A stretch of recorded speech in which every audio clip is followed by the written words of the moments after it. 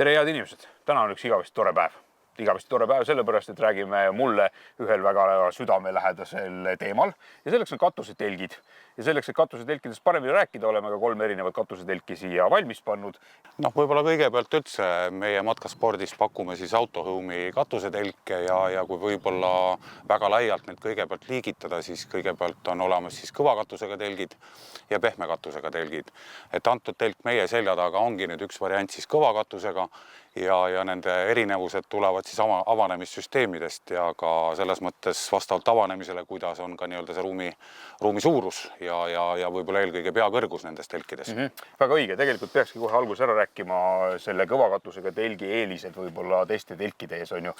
Üks on kindlasti lihtsus, mis tähendab seda, et sul tegelikult on põhja all kõva korpus olemas, sul on peal kõva korpus olemas on ju ja vahepeal on siis selline kangas, mis on nii ilmastikukindel kui ka paljude muude asjade kindel on ju. Ühest küljest ta teeb selle elamise väga palju mugavamaks.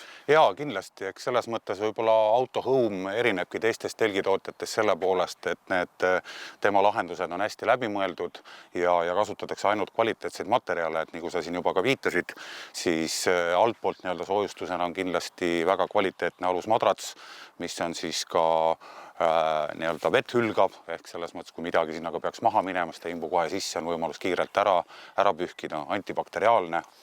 Siis ka nii-öelda katuse poole pealt on kasutatud isolatsioonimaterjale, mis on paigaldatud siis õhuvahega, et maksimaalselt isoleerida siis ilmastikust tulenevaid mõjusid, ehk siis külma või kuuma, ehk ta hoiaks nagu seda sisetemperatuuri võimalikult stabiilsena. Ja isegi ka kondensivastasena toimib kenasti, et teatavasti igas telgis, olgu see siis autokatuse telk või tavaline matkatelk, tekib kondens, kui sisetemperatuur õhtul või öösel telgis muutub soemaks, kui väljas on, siis tekivad need kondensipiisad lakke, aga siin puhul on kasutatud lahendust, kus see katuse materjal on siis poorne ja imeb selle niiskus enda sisse, et ei teki neid tilkasid sulle magamiskoti või teki peale.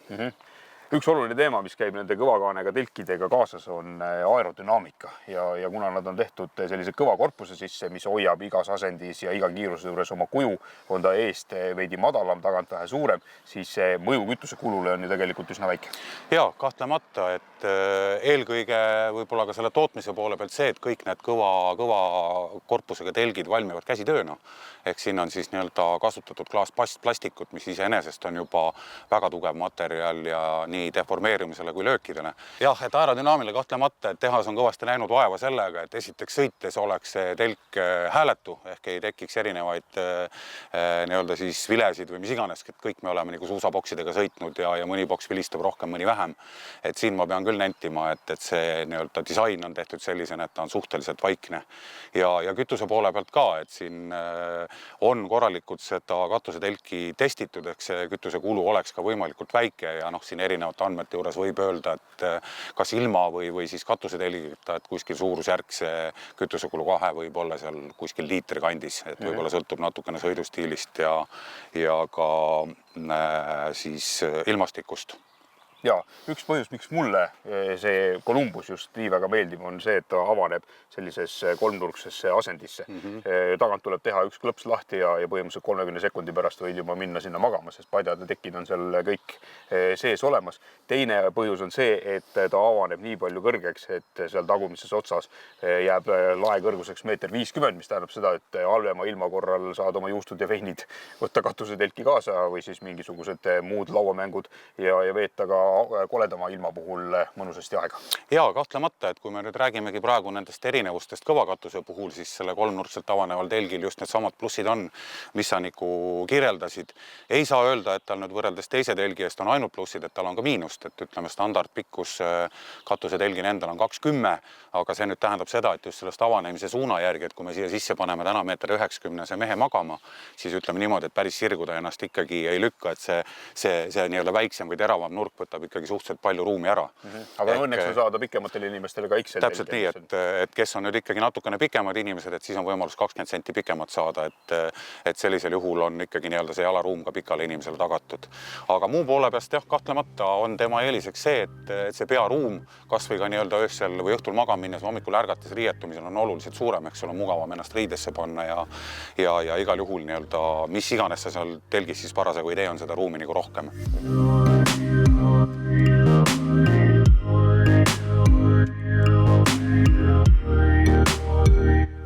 Ja kui me nüüd tuleme selle teise telgi juurde, mis on siis võrdselt nii-öelda üles tõstetav, siis jah, tema puhul nagu eelnevast telgist räägituna on miinuseks see, et tal ei ole seda kõrgemat paika, kus on nii-öelda siis mugav riietuda või veiniõhtut korraldada.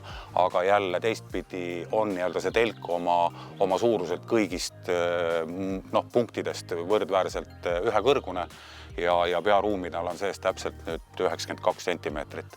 Ehk nii-öelda istudes on see ka täiesti piisav selleks, et riided vahetada ja magama minna või ärgata või mis iganes.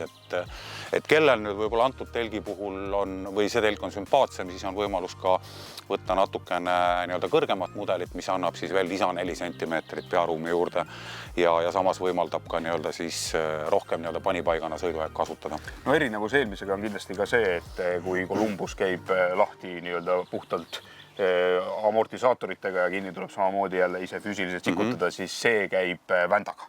Jah, see nüüd on oma digumehhanismiga avatav, suletav ja võib-olla see digumehhanism on ka suhteliselt hea lahendus. Ehk tehas väidab ja ka aeg on näidanud seda, et see digumehhanism on ka aastate pärast sellisel tasemel, et ta ikkagi hoiab selle külgkanga korralikult pinge all ja ei teki seda efekti, et ma olen nüüd päris palju kasutanud ja mingil hetkel enam ei pinguta korralikult ära. Ja plussina kindlasti ka see, et kokku pandud kujul, kui ma nii-öelda olen selle vända sealt eemaldanud, panen ta autosse, lukustan auto, siis ta on ka mul, nii-öelda minu asjad on turvaliselt suletud. Ehk panipaigana on ta ka võib-olla natukene parem lahendus kui seda eelneval mudelil. Standardvarustuses on 5 punkti LED-id kõigil kenasti sees olemas, mis siis töötavad tavaliste patareidega ja päris pikalt, nii et selles mõttes ka pimedas annab ta päris korraliku valgustuse selleks, et nii-öelda kõik vajalikud toimingud telgis ikkagi saaks tehtud, võtmata kaasa sinna siis mingisugust lisavalgustust.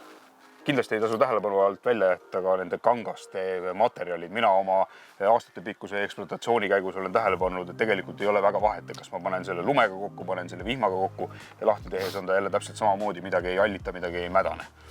Jah, nagu me alguses rääkisime, et siis autohõumi üks suurematest eelistest ongi see, et ta kasutab kvaliteetseid materjale ja antud mudelite puhul või ütleme kõigi mudelite puhul, sõltumata nüüd avanemissüsteemist või katuse, kas ta on siis kõva katuse või pehme katusega telk, on ikkagi kasutatud väga kvaliteetseid materjale. Ehk materjali tihedus on viidud väga suureks ühtepidi selleks, et ka nii-öelda eriti meie tingimustes suvel saaks nii-öelda rahulikult magada, et see hommikul vara tõusev päike ei hakkaks sind häirima. Samamoodi on hästi oluline see telgi hingavus, et igal ajal hetkel ikkagi oleks piisavalt õhku seal telgis ja mis seal salateks ka see, et veeaur väljuks telgist on äärmiselt oluline ja seda kõike on saavutatud nii, et ei ole kasutatud PVC-d või mingisugust plastikut, vaid on ikkagi nii-öelda konkreetselt ikkagi tegemist väga kvaliteetsete materjalidega, andes ka samas ikkagi väga korralikud tulemused. Ja kindlasti magamise kvaliteedile aitavad kaasa ka sääsevõrgud, nii et see kõik võimalikud avaused ja õhuaugud on võimalik ikkagi sääsekindlalt sulgeda. Jaa, absoluutselt, et sooja õhtu korral meie suvel, et isegi kui kõik katusetelgi avad on soov nii-öelda lahti hoida, siis kõigil avatud avadel on võimalus ka kasutada sääsevõrku. Ehk oleks sääsevaba magamine.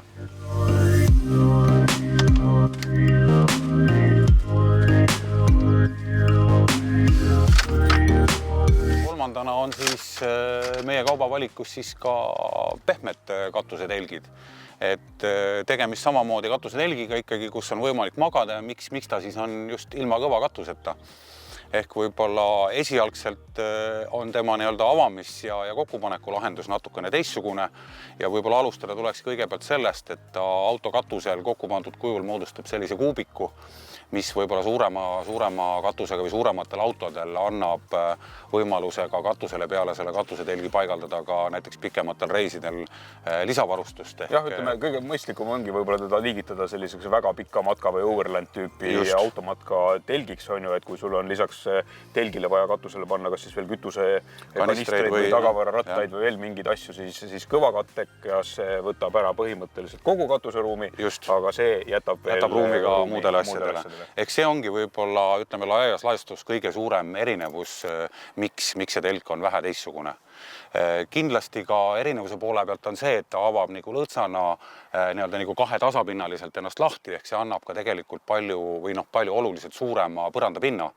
ehk see telk on oma kokku pakitud kujul väiksem, aga lahti võetuna mahub sinna sisse ikkagi oluliselt lahedamalt ja rohkem inimesi.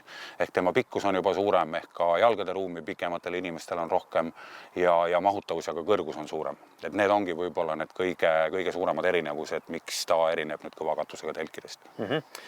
Aga et nüüd teema kokku võtta, siis kordame igaks juhuks üle, on ju, neid kõvakatusega telke on tegelikult saada ju eri suuruses, alustades 2 täiskasvanust, lõpetades tegelikult siis juba ju 4 inimesega. Jah, sisuliselt ongi, et telkide puhul kõige lihtsam ongi 2 täiskasvanut last, 1 laps ja 2 täiskasvanut 2 last, et iga telk siis vastavalt sellele läheb 15 senti laiemaks, et anda seda lisaruumi siis nii-öelda rohkematele inimestele. Värvivalik on ju ka iseenesest mitte ainult valge ja must, vaid on ka teisi lahendusi, nii ka kanga osas. Jah, ütleme, kui me nüüd räägime standardlahendustest, siis standardlahendusel nii-öelda see kõvakatte ise on küll alati valge, aga eritellimusel on võimalus saada ka nii-öelda musta põlvkonda, ehk siis nii-öelda, kus on siis ka kõvakatte ise musta värvi, aga kangas must, kuna see annab hinnale päris kõva lisa, siis pigem on täna mõistlikum kasutada seda, et kinnises asendis, kui nüüd see valge värv ei sobi, oleks mõistlik see katusetelk võib-olla kiletada, on odavam, kui seda tellida siis juba nii-öelda omale sobivas värvis. Ja ka kindlasti tellimusaja poole pealt on see oluliselt kiirem variant. Ja kileelis ka see, et kui kunagi hiljem aastate pärast on huvi nii-öelda telki müüa, siis kile eemaldades näeb see telk alati oksapesu jäljed saab ära võtta. Räägime ära selle ka, mis kindlasti nagu paljudel inimestel praegu peas heliseb, on see, kas minu autole saab üldse katusetelki panna. Ütleme niimoodi, et kõigile autodele, millele on võimalus paigaldada ristraamid, on võimalus katusetelki panna. Et antud autohõumil on ka nii-öelda eraldi seeria ka kõige väiksematele autodele, näiteks minidele, ehk selles mõttes ka praktiliselt väga väikeste katustega autodele on võimalus ikkagi katusetelk peale panna, sest tõesti ainsaks nõudeks on ristraami paigalduse võimalus. Okay. Ja kvaliteedimärgina võiks võib-olla välja tuua seda, et seda on tehtud 1958. aastast alates ja tänapäevani on nad ikkagi, ma arvan, et selle valdkonna üks valitsejatest. Noh, niimoodi võib laias laastus asja kokku võtta küll, et kogemusi tehasel jätkub ja kõik lahendused on korralikult läbimõeldud. Materjalid on igati korralikud, nii et selle taha ei tohiks jääda küll kellelgi ükski reis tegemata. Nõnda. Ja kindel kvaliteedimärk on kindlasti see ka, et minu telk on tõenäoliselt üks Eesti kõige vanemaid autohoomi telke, mis on siis juba peaaegu 17 aastat vana ja siiamaani töötab ja käib ja teeb oma telkimise asju nii, nagu ta tegema peabki. Aga kellele võiks katusetelk üldse vaja minna? Jah, et võib-olla see ongi selle katusetelgi puhul kõige olulisem küsimus, et kes on see inimene, kes võiks mõelda omale katusetelgi soetamise peale.